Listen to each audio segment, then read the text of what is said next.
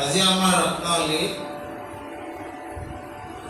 আমি যোৱাবেলি কৈছিলোঁ অম্বৰীক ৰাজাৰ কথা। আমাৰ যি নৱবিধ ভক্তি এই সমস্ত আচৰণ ৰজাই কৰিছে, কিন্তু ৰজাই এই ভক্তি আচৰণ কৰি ঈশ্বৰৰ ওচৰত কি খুজিছে?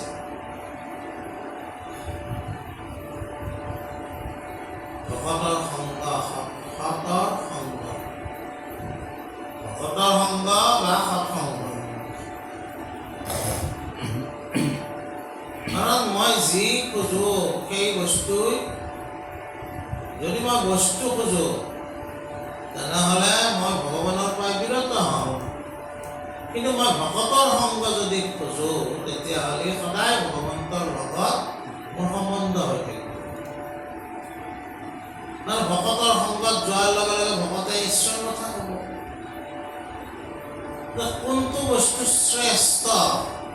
সেইকাৰণে কৃপাৰ সাগৰ দৈৱকী নন্দন পুৰিও মনৰ কাম ভকতৰ সংগ সদা নুচুক মুখে তোৱা গুণৰ নাম।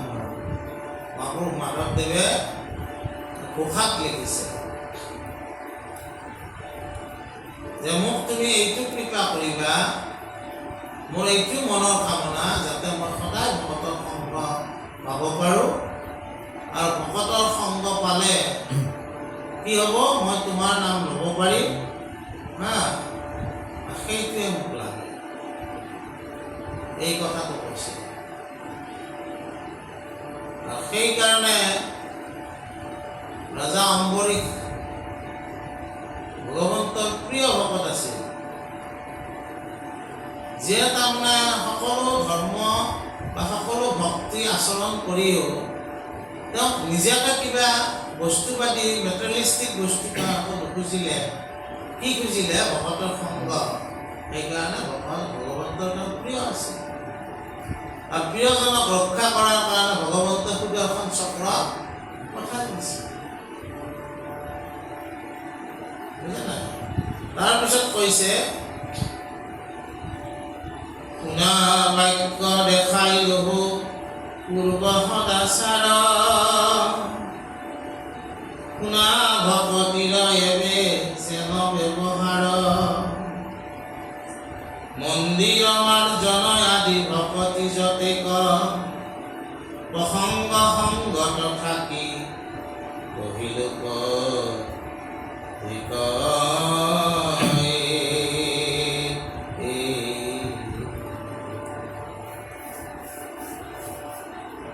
শ্ৰৱণ কীৰ্তন আদি প্ৰধান ভকতি, তাকে কৰিব মাত্ৰ বিভক্ষা সম্প্ৰতি, শ্ৰৱণ কীৰ্তন ধ্যান অৰ্চন আদৰ, ইষব ভক্তিৰ ফল গুণানিৰন্তৰ।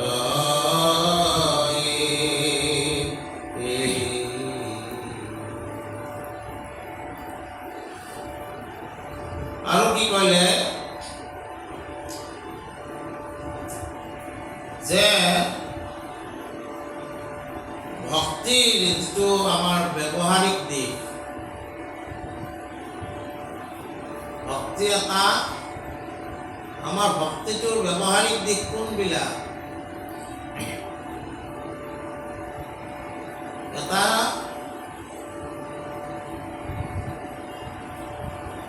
থিওৰিকেল, এটা হ'ল প্ৰেক্টিকেল।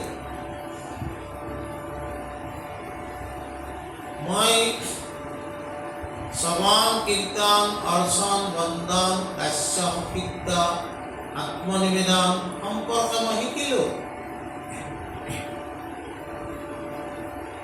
কিন্তু কেতিয়া ব্যৱহাৰিক হ'ব? যেতিয়া তুমি তোমাৰ হাতেৰে ভকতৰ কাম কৰিবা, নামঘৰৰ কাম কৰিবা,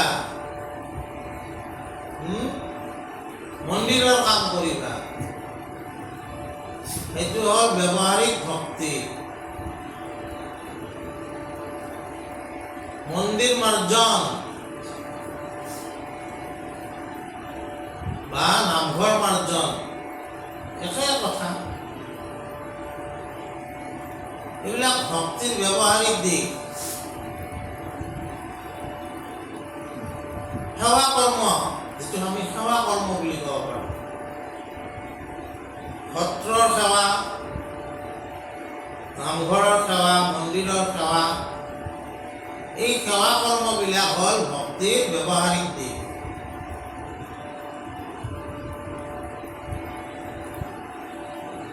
সেইকাৰণে আমাৰ সত্ৰৰ যিবিলাক বিষয়বাদ, এইবিলাকক সেৱা কৰ্ম বুলি কোৱা হয়।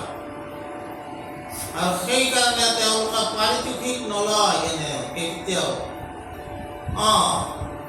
সত্ৰৰ ফালৰ পৰাই তামোল পানী দি কি কৰা হয়, মান ধৰা হয়।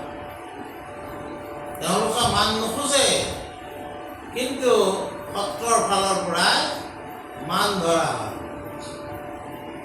সেৱাৰ কৰ্ম বুলি কৰে সত্ৰত। আজি বৰপেটা সত্ৰত মথুৰাদাস বুঢ়া এটা যেতিয়া অধিকাৰ হ'ল, তেতিয়া তেওঁ এই সত্ৰখনৰ নাম প্ৰসংগ যথাৰীতি অনুসাৰে চলোৱাৰ কাৰণে খুব সুব্যৱস্থা কৰি থৈ গৈছে। এদিন লক্ষীকান্ত আতৰিৰ লগত বাসুদেৱ বুলি এজন ল'ৰা গ'ল। ৰাতিপুৱা সময়ত গোবিন্দ দুধ পিয় মূলয়ে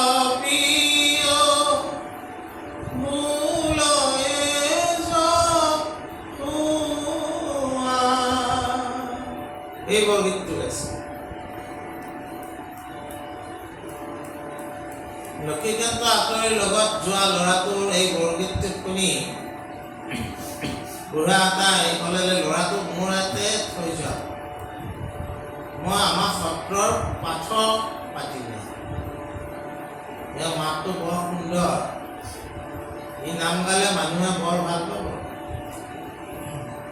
আৰু সেই বাসুদেৱ পাঠকৰ বংশই আজিলৈকে বৰপেটাত নাম গাই আছে। আৰু তেনেকৈ তাৰমানে ক'ৰবাত যাওঁতে এটা ল'ৰা খুব নাচি আছে, পাক ঘূৰি নাচি। ইয়াক সূত্ৰধাৰ কৰিব লাগিব, সেইবুলি তাক লৈ আহিল। বুঢ়া এটাক পাৰদৰ্শিতা চাই তেওঁলোকক আনি সত্ৰৰ কামত নিয়োজিত কৰিলে আৰু ক'লে যে তোমালোকে বংশানুক্ৰমে সত্ৰৰ সেৱাটো আগবঢ়াই যাব। সেইকাৰণে বৰপেটা সত্ৰত যথা সময়ত আহি পাঠকসকলে পাঠক বংশই নাম গায়, ওজা বংশই ওজা গায়। ঠিক তেনেকৈ তাৰমানে আৰু আমাৰ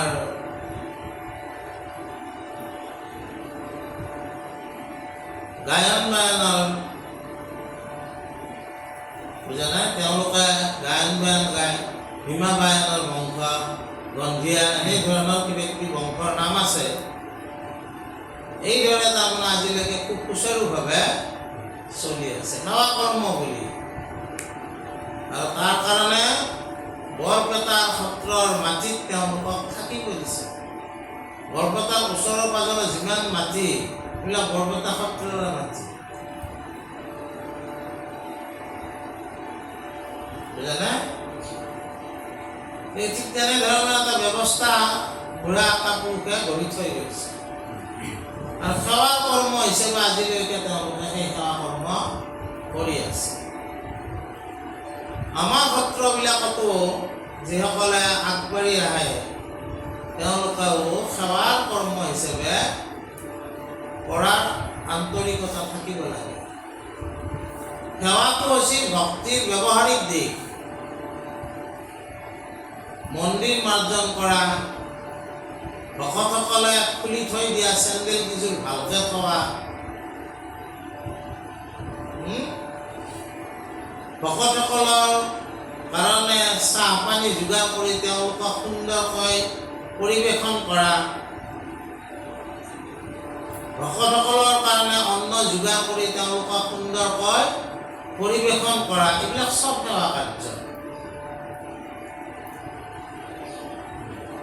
এইটো হ'ল ভক্তিৰ ব্যৱহাৰিক দিশ। কিছুমানে ভাবিব পাৰে,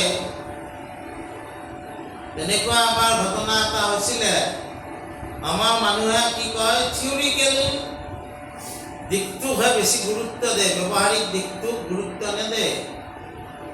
তাৰ কাৰণটো কি? ব্যৱহাৰিক দিশটো সেৱা কৰ্ম কৰিলে কিছুমানে তুচ্ছাৰ্থতো ব্যৱহাৰ কৰে।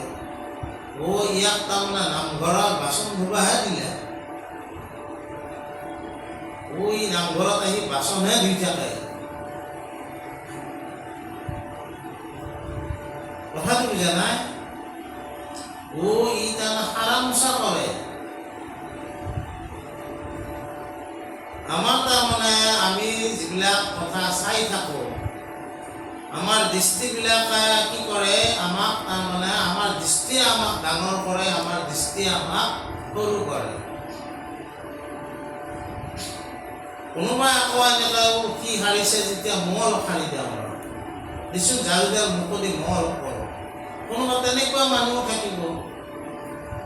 কিন্তু আমাৰ সমাজত সাধাৰণতে ভক্তিৰ কথা বৰকৈ কোৱা মানুহক মানে উচ্চ আসন দিব, মানে এওঁ বহুত জানে ভক্তিৰ কথা। কিন্তু ভক্তিৰ কথা জানা আৰু মানা দুটাই থাকিব লাগিব। জানো হয়, মানুহ কেনেকৈ প্ৰেক্টিকেল হ'ব লাগিব। সেইকাৰণে মথুৰা দাস বুজা নাই? মথুৰা দাস ভক্তিৰ কি আছিল, তেওঁ থিয়ৰিকেলো আছিল আৰু প্ৰেক্টিকেলো আছিল। আমি এতিয়া তাৰমানে কথা হ'ল কি, জনাবিলাকে আমি ভাল জেগাটো দিম আৰু আমি কিছুমানক মানে ভাবিম যিটো ব্যৱহাৰিকভাৱে নামঘৰ মচি আছে, নামঘৰ সাৰি আছে, ভকতৰ কাৰণে মানে ৰন্ধা বঢ়া কৰি আছে, ভকতৰ কাৰণে চাহ পানী বনাই আছে, আমাৰ কিছুমানৰ দৃষ্টিত আমি তাৰমানে তেওঁলোকক ভক্তি কথা নহয়, তেওঁলোকক আমি ভাবিম যে এওঁলোকে সৰু মানুহ, সৰু কাম কৰি আছে। দৃষ্টি আমাৰ বেলেগ হ'ল। গতিকে আমি যদি ভক্তি থিয়ৰিকেল হিচাপে আমি ভক্তিৰ কথা শিকিব লাগিব আৰু এইটো শিকিব লাগিব যে হাতেদি কিন্তু নামঘৰৰ কাম কৰিব লাগিব, হাতেদি ভকতৰ সেৱা কৰিব লাগিব, মনেদি ভকতৰ সেৱা কৰিব লাগিব। তেতিয়াহে দুটা জানা আৰু মানা দুটা হ'ব। অকল জানিলে একো কাম নহয়। কৰবাত লেকচাৰ দিব পাৰি, মিটিঙত গামোচা কেইখনমান গলত ল'ব পাৰি, প্ৰকৃতাৰ্থত একো কাম নাই। তেওঁ যদি সেৱা কৰ্মত জড়িত নহয়, তেওঁ একো কাম নাই।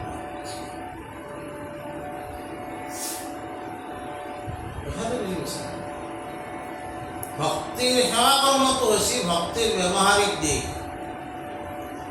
আৰু আমি যিবিলাক আলোচনা কৰিছোঁ এইটো হ'ল ভক্তিৰ থিয়ৰিকেল দিশ।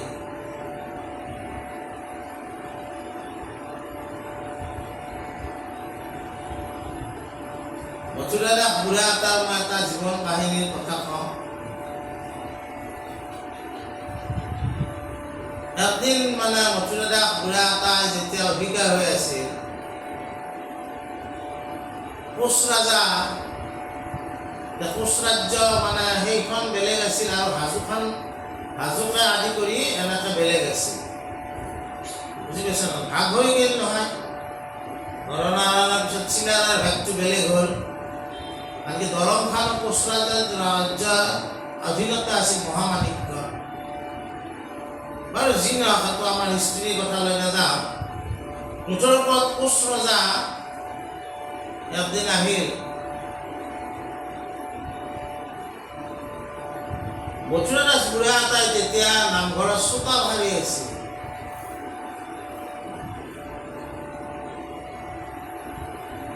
বুজা না? সুধিলে অধিকাৰ আছে? তেওঁ কৈছে আছে, আপোনালোক বহক। তাৰপিছত তেওঁৱে গা পা ধুই অধিকাৰৰ বস্ত্ৰ ধুতি এখন মানে পিন্ধি ওলাই আহি পথত বহিল। ৰজাই বোলে আপুনিও অধিকাৰ নেকি? বোলে হয়ে দিয়ক। আপুনি কিয় এইবিলাক সৰা পোছা কাম কৰি আছে? মোক ক'লে মই 5 দিন নহয়, এইবিলাক কৰি দিব। আপুনি অধিকাৰ হৈ কিয় এইবিলাক কৰিব লাগে? এতিয়া বুঢ়া এটাই কি উত্তৰ দিছিল যে মহাৰাজ, মোৰ গুৰুজনে মাধৱদেৱৰ কথা কৈছে, মোক অধিকাৰ পিছত পাতিছে, কিন্তু যেতিয়া তেওঁ ভেলালৈ গৈছিলে, বিহাৰ ৰাজ্যলৈ গৈছিলে, তেতিয়া এই মথুৰাপুৰীত মোক দাস পাতি গৈছে। গতিকে আজি মোক অধিকাৰ পাতিছে যদিও মই সেই দাসেৰী কৰ্ম পাহৰা নাই।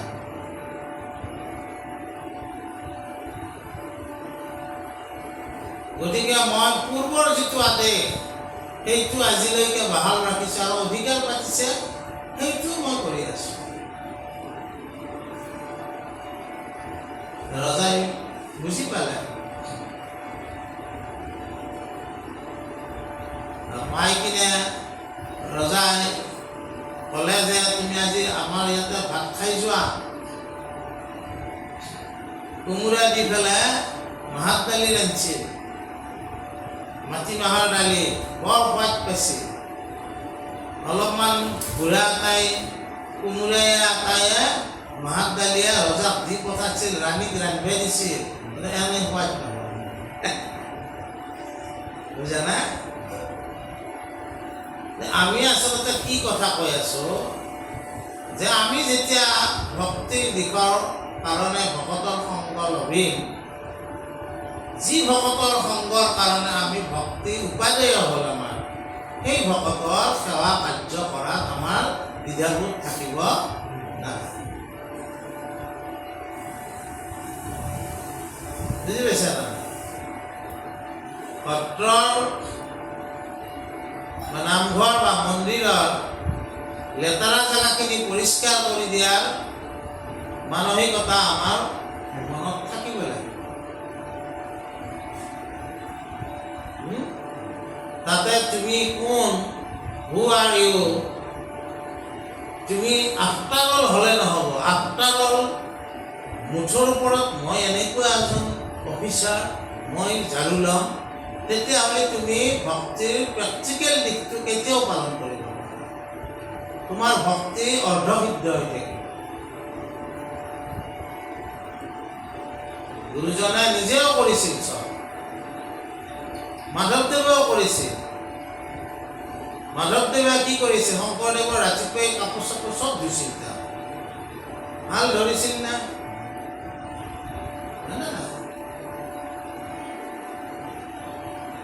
আৰু এটা মই কথা কওঁ,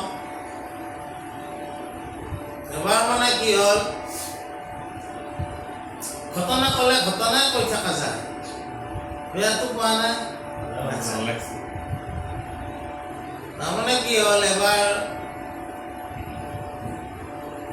বৰপেটা সত্ৰত মানে যজুমণি বুলি এজন আঁতৰ, তেওঁ মানে মাধৱদেৱৰ সেৱা কাৰ্যত নিযুক্তি লাভ কৰা আঁতৰ এজন। তেওঁ মাধৱদেৱক গৰম পানী কৰি দিয়া, ঠাণ্ডা পানী কৰি দিয়া, চব কাম কৰে।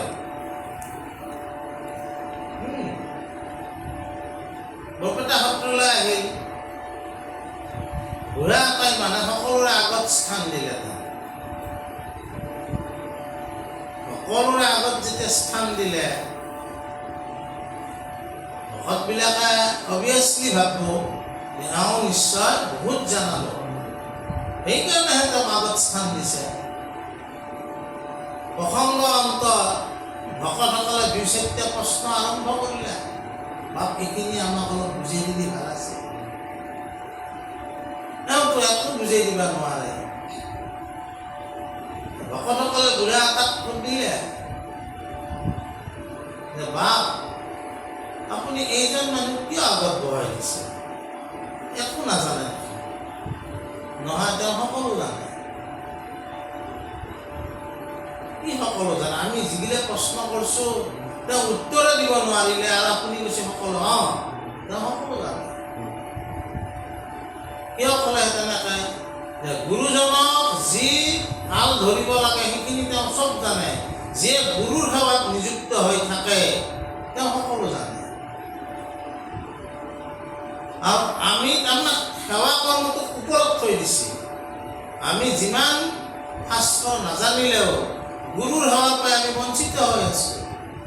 আমি জানিও আমাৰ তাৰমানে প্ৰেক্টিকেল যিটো ভক্তি সেইটো হোৱা নাই। তেওঁ প্ৰেক্টিকেলটো কৰি আছে, আমি থিয়ৰিকেলটো কৰি আছোঁ। বুজা নাই? সেৱা কাৰ্যৰ মহিমাৰ কথা মই ক'ব গৈছোঁ। তেতিয়া ভকতসকলে বুজি পালে গুৰুৰ সেৱাইটো আচলতে প্ৰকৃত ভক্তি। তেওঁ সেই সেৱাটোত নিযুক্ত হৈ আছে। তাৰপিছত যদুমণি আঁতৰি যায় অলপমান মাধৱদেৱক আপত্তি কৰিছিল। বেয়া নাপালে এটা কথা কওঁ। মাধৱদেৱেতো জানিছে কি ক'ব। কোৱা তুমি, সকলোকে সকলো শিকাই মোক হ'লে একো নিশিকায়। সেইকাৰণে মোক মানুহে অলপমান হিংসুকুৰে চায়। বৰপেটাতো গম পাই গৈছে। তাৰপিছত মাধৱদেৱে তেওঁক ঠিকেই বুজি চব দিছে। আৰু যেতিয়া গুৰুৱে শিক্ষা দিবা হ'ব, গুৰুৱে যেতিয়া ইচ্ছা কৰিব শিষ্যজনক জানা কৰিব, কোনো শক্তিয়ে তেওঁক বাধা দিব নোৱাৰে। সেই শিষ্য অলবদ্ধ হ'লেও সি গুৰুৰ কৃপা হ'লে জানিবই। কিন্তু গুৰুৰ প্ৰতি কৃতজ্ঞ হ'ব লাগিব। গুৰুৰ প্ৰতি যদি কৃতজ্ঞ হয় তেতিয়াহ'লে গুৰুৰ তোমাক যি জ্ঞান প্ৰদান কৰিব সেই জ্ঞান তোমাৰ গভীৰ হ'ব। যদুমণি আঁতৰিও পিছত জানা বুজা হ'ল।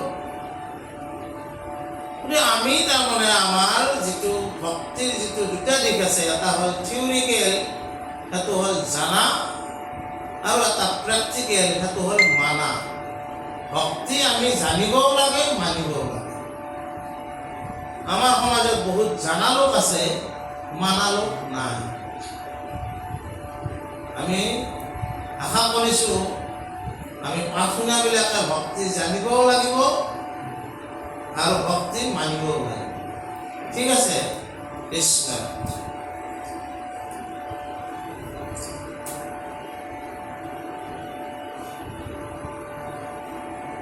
লিপিগত ভূয়া আঁকি প্ৰভু ভগৱন্ত,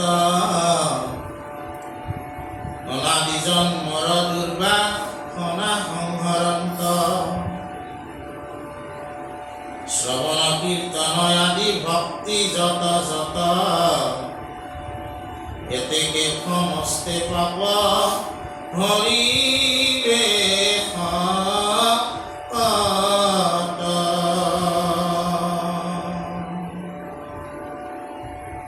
যেন ফল পাৱে সবে পাপ হইলে নষ্ট, কুন্তীৰ বচনে সাংগু পাংগু কৰ স্পষ্ট, কৃষ্ণ মকৰন্ত কুন্তি স্তুতি আতিশয়, বুলন্ত শুনিও মোৰা যত কৃপা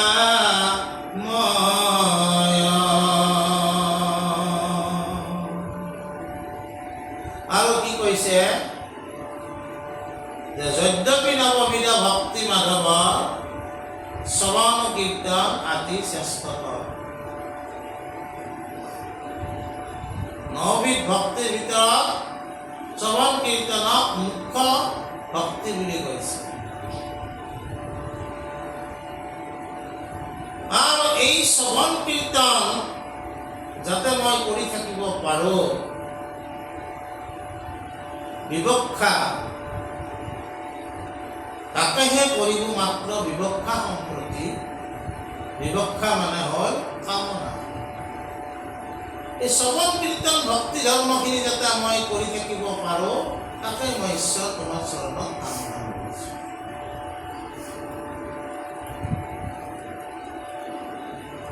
এই শ্ৰৱণ কীৰ্তন ভক্তি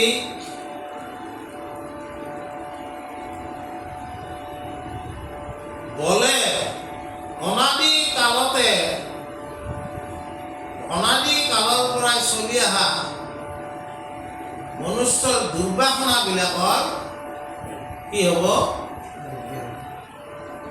নষ্ট হ'ব। দুৰ্বাৰ দুসংগ দুৰ্বাসনা দুষ্ট হৰি হৰি হৰি হৰিয়ে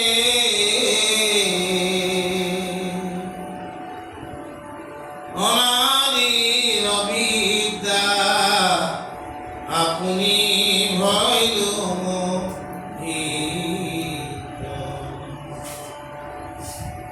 অনাত্মা দেহক আত্মবোধি কৰি হৰি হৰি হৰি হৰিয়ে তুমি পৰমাত্মা ঈশ্বৰে ভৈলো বঞ্চিত। দুৰ্বাৰ দুসংগ দুৰ্বাসনা দুষ্ট অনাদি অবিদ্যা এইবিলাকতে মই মোহিত হৈ আছো। তুমি পৰমাত্মা, তোমাৰ পৰাই মই বঞ্চিত হৈ আছো। কিন্তু শ্ৰৱণ কীৰ্তন ভক্তি কি কৰ্ম এই দুৰ্বাসনা তোমাৰ পৰা আঁতৰ কৰি লৈ যাব। এই শ্ৰৱণ কীৰ্তন ভক্তি ভগৱন্তৰ নিকট চপাব তোমাৰ। এই কথাবিলাক ৰত্নাৱলীও একেবোৰতে কৈছে। তাৰপিছত কি কৈছে যে এই ক্ষেত্ৰত আমি কুন্তীৰ কথা অলপ শুনিব লাগিব। কুন্তী কৃষ্ণৰ পেহী আৰু অৰ্জুন ভীম যুধিষ্ঠিৰৰ মাতৃ, পাণ্ডুৰ পৰিবাৰ, হয় না? এই কুন্তী যেতিয়া মহাভাৰতৰ যুদ্ধ শেষ হ'ল সকলোকে মাত দেই নহয়, ভগৱন্ত গুচি আহিব দ্বাৰকা। কুন্তীৰ ওচৰলৈ যেতিয়া গৈছে, কৈছে পেহী তোমাক কি লাগে কোৱা। কুন্তী তেতিয়া কি খুজিছে? মোক তুমি দুখ দিয়া।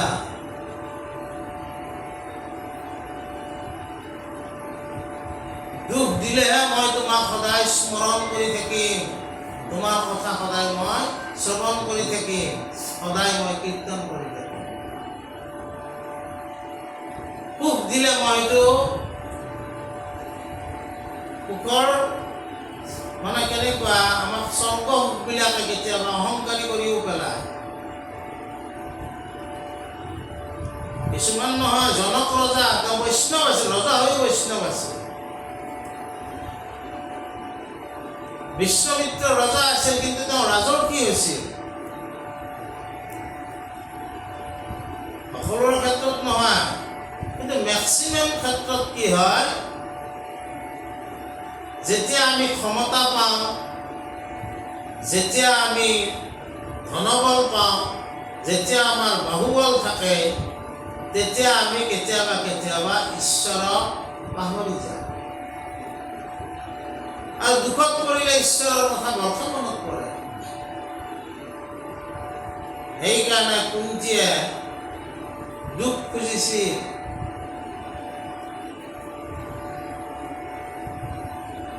ইহৰ কাৰণে যাতে সদায় ঈশ্বৰক তেওঁ মনত পেলাব লগা হয়, দুখ নিবাৰণৰ কাৰণে। সেই কথাটোৰ কথা ইয়াত কৈছে যে ভক্তি যাতে সদায় মই তোমাক কৰি থাকিব পাৰোঁ, তোমাৰ কথা সদায় যাতে মই মনত কৰি থাকিব পাৰোঁ, তুমি মোক দুখ দিবা।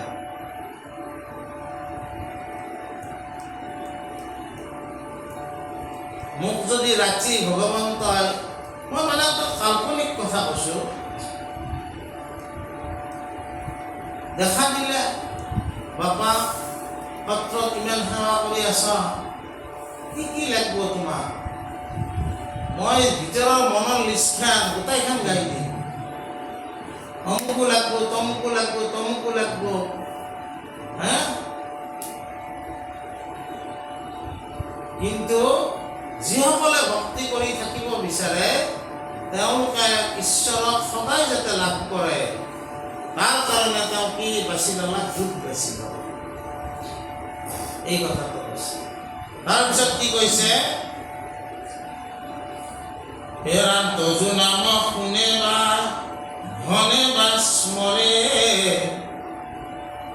অন্য বা গাঁৱতে যিটো অভিনন্দা কৰে, এহিকে এৰাইবে ঘোৰা মৃত্যুৰ সংকট, পাৱে অল্পকালে তজু চৰণ নিকট, কুন্তীৰ বচনে দেখাই লব ইটো ফল, শ্ৰৱণাদি পৰ ভৈল জাহান সকল।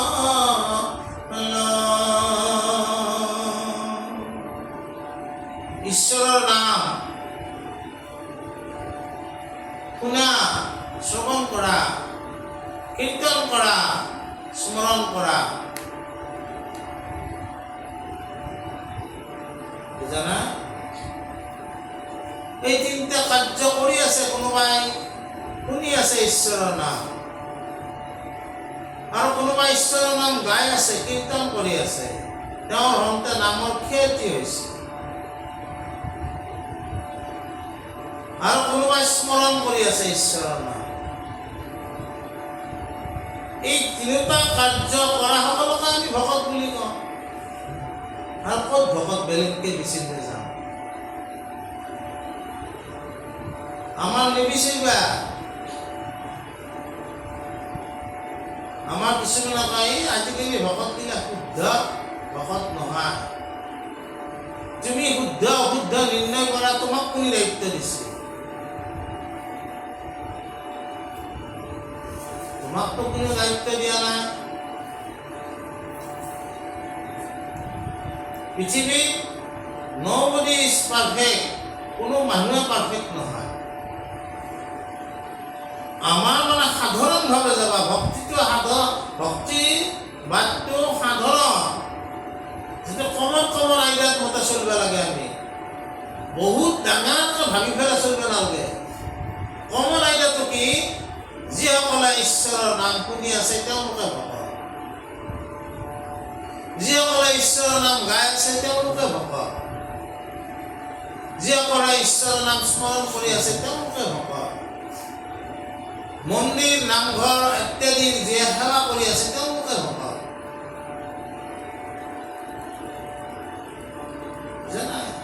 সেইকাৰণে কৈছে এই তিনিটা কাৰ্য যিসকলে কৰি আছে, আৰু এই কাৰ্য কৰা সকলক যিসকলে সেৱা কৰি আছে সেই সকলোকে অভিনন্দন জনাব। কোনোবাই নাম নাগায়, নাম গাৱাৰ সময় নাপায়, শুনবাৰো সময় নাপায়, স্মৰণ কৰিবাৰো সময় নাপায়, কিন্তু তেওঁ কি কৰে? নাম গোৱা, কীৰ্তন কৰা, শ্ৰৱণ কৰা, স্মৰণ কৰা, ভকতসকলৰ সেৱা কাৰ্যখিনি কৰে। পানী লাগিলে পানী দিব, চাহ বনাই দিব লাগিলে চাহ বনাই দিছে, ভাত ৰান্ধি দিব লাগে যদি ভাত ৰান্ধি দিছে, বিলাই দিব লাগে যদি বিলাই দিছে। সেৱা কাৰ্যবিলাক কৰিছে।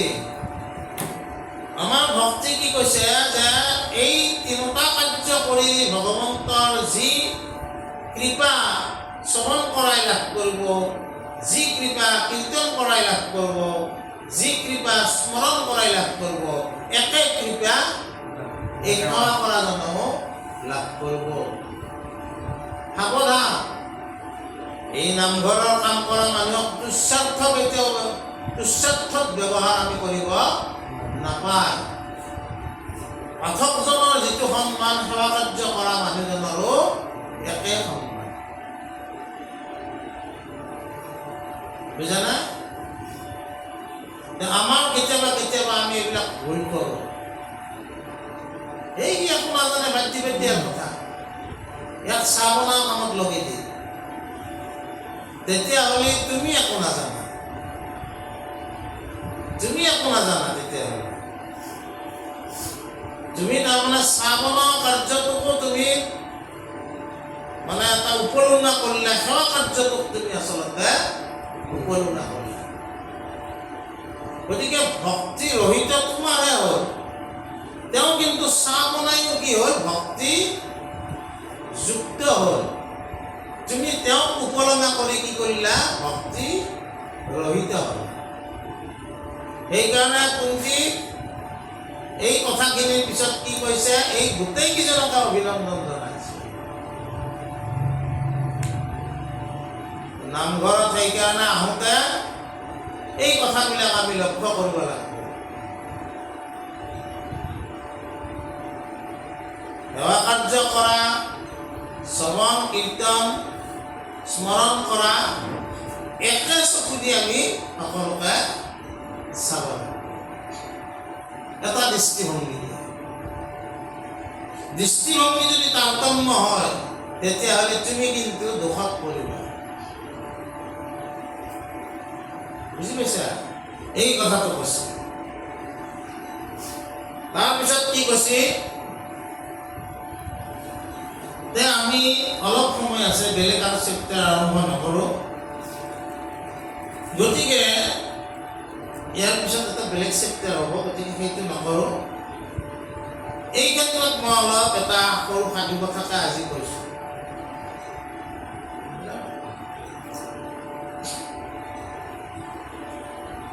সেৱা কাৰ্যৰ কথা ক'ব ওলাইছোঁ আছিলোঁ। আদিগুৰু শংকৰাচাৰ্য, বুজানা? তেওঁৰ কথা আমি সকলোৱে জানো যে অদ্বৈত দৰ্শনৰ প্ৰণেতা আদিগুৰু শংকৰাচাৰ্য। তেওঁ জ্ঞান মাৰ্গী আছিল। যি কি নহওক,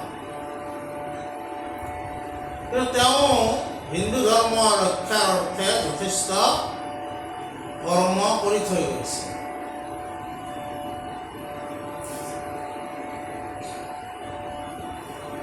তেওঁৰ 4জন শিষ্য আছিল।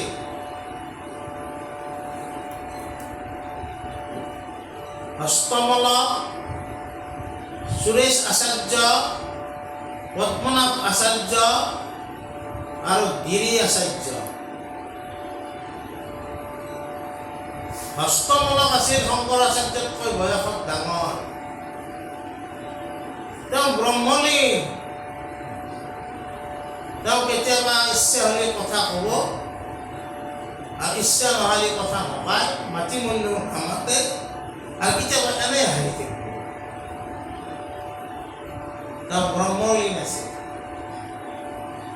সুৰেশ আচাৰ্য আৰু পদ্মনাভ আচাৰ্য পঢ়া শুনাত ভাল আছিল। শাস্ত্ৰ তেওঁলোকে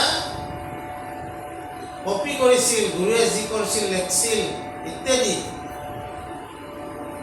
আৰু গিৰি বোলাজন তেওঁ মানে পঢ়া শুনাত ভাল নাছিল। তেওঁ কিন্তু এটা কৰ্মত ভাল আছিল, সেইটো হ'ল গুৰু সেৱা। গুৰুৰ ভাত ৰান্ধা, গুৰুৰ কাপোৰ ধোৱা, গুৰুৰ বিষ্ণু পানী দিয়া, চব কাম তেওঁ কৰিছিল। মাজে মাজে সুৰেশ আচাৰ্যৰ ওচৰলৈ যায়, আজি কি পাঠটো পঢ়াইছিল মোক অলপ শিকাই দিয়ে।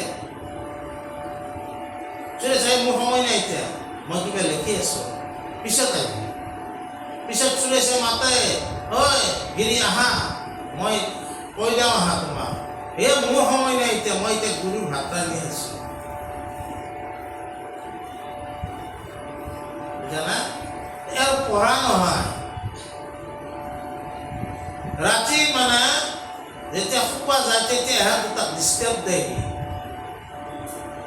আজি গুৰুৰ কথা কৈছোঁ, কি কি কথা কওঁ, এইগিলা মানে কৈ থাকে। মানে গুৰুৰ প্ৰশংসা শুনি খুব ভাল পায়। বুজি পাইছা না? কেতিয়াবা শংকৰাচাৰ্যই ভিক্ষা কৰিব যায় নহয়, কয় কি যে তুমি মই নাহিলেও ভাত খাবা, আহাৰ গ্ৰহণ কৰিবা, মোলৈ ভাত চাই নাথাকিবা, তুমি কষ্ট পাবা, হ'ব দিয়ক। তাৰপিছত আহে, তুমি লৈছা আহাৰ, নহয় অলপ ভাত চালো আজিও খাম দে একেলগে, আপুনি খাওকচোন আগতে, গুৰুক নেদা কৰি মুঠেও নাখায়। তোমাক মই কালিয়ে নকৈছিলোঁ খাবাক লাগি, হ'ব দে অহাকালি খাম দে। গুৰুক মানে মৰম লগা কথা কৈ পেলাই তেওঁ অহাকালিও নাখায়। লক্ষ্য কৰি আছে শংকৰাচাৰ্য তেওঁৰ গুৰু ভক্তিটো, কিন্তু লাহে লাহে আশ্ৰমৰ বাকী ছাত্ৰবিলাকে গিৰিক অলপ উপলুঙা কৰা হ'ল। ই আশ্ৰমত থাকি একো কামত নাই, ই একো শিক্ষা নললে। এদিনাখন শংকৰাচাৰ্যই তেওঁৰ আসনত বহিছে, ছাত্ৰসকল আহিছে, তেওঁ চালে যে গিৰি আহি পোৱা নাই। বোলে গিৰি ক'ত গ'ল? কোনোবা মাত দিছে, গিৰি আহিলে কি কৰিব? নাহিলেও নাই দিয়ক ছাৰ, মানে কি আচাৰ্য আমাৰ পাঠ আৰম্ভ কৰোঁ। তেতিয়া শংকৰাচাৰ্য খুব দুখ লাগিল। সি দিনে দিনটো মোৰে সেৱা কৰে, আজি মোৰ সেৱাৰ ফল সি আজি ইহঁতৰ উপলুঙাৰ পাত্ৰ হ'ল। গুৰুৰ তাৰমানে তেওঁবিলাক সিদ্ধ যদি আছিলতো, তেওঁলোক আমি যে অষ্টসিদ্ধিৰ কথা কৈছোঁ, সেইবিলাক সিদ্ধি তেওঁলোকে লাভ কৰা, বুজে না? ইচ্ছা কৰিলে তেওঁলোকে দি দিব পাৰে, বুজি পাইছে না নাই? তেতিয়া তাৰমানে শংকৰাচাৰ্যই একান্তভাৱে ধ্যানমগ্ন হয়। আজি যিটো আমি টেলিপেথি বুলি কওঁ, সেই চিষ্টেমত তেতিয়া গুৰি কাপোৰ ধুই আছে, গুৰু নদীত গিৰি গুৰি মাতিছে, সি গম পাই গেল, নমস্কাৰ কৰ। সি পানীৰ মাজত নমস্কাৰ কৰিলা, লওঁ এই জ্ঞান, লওঁ এই বিজ্ঞান, লওঁ এই তদং, লওঁ এই ৰহস্য, একেবাৰে হাতত। যদি মস্ত ভাগৱত খান 4টা শ্লোকত যদি ঈশ্বৰে ব্ৰহ্মাক বুজিব পাৰে, জ্ঞান বিজ্ঞান তদং ৰহস্য, এই 4টা কথাতে গোটাই জগতৰ সকলো কথা লুকি আছে। তেতিয়া গিৰি কাপোৰ চাপোৰ ধুই মানে গিৰিৰ ভিতৰত মস্তিষ্কত জ্ঞান সোমাই গেল না। গিৰি সিদিনা তাৰমানে আশ্ৰমৰ ভিতৰত সোমাওঁতে এটা ছন্দ, তুতক ছন্দ বুলি কৈছে, তুতক ছন্দত এটা তেওঁ গুৰুৰ প্ৰশস্তি মাতি আছে। তেতিয়া শংকৰাচাৰ্যই গোটাইগিলা আচৰিত হৈছে, এইটোতো আমি কেতিয়াও শুনা নাই, এইটো গিৰি কেনেকৈ গালা? তাৰমানে গিৰি ৰচনা কৰিব পৰা হ'ল। গিৰি আগে পঢ়িবই নাজানিছিল, কিন্তু গিৰি আজি কি কৰিব পৰা হ'ল? ৰচনা কৰিব পৰা হ'ল। তেতিয়া শংকৰাচাৰ্য হৈছে তুতকাচাৰ্য আখৰ লোৱা, তুতক আচাৰ্য, তুতকাচাৰ্য, তুতক ছন্দত তাৰমানে গাই আছিল। তেতিয়াৰ পৰাই গিৰিও আচাৰ্য। আমি কি কৈছোঁ যে সেৱাৰ তাৰমানে ইমান মহিমা আছে। গতিকে এইখিনিকে আজি আমি আলোচনা কৰিছোঁ।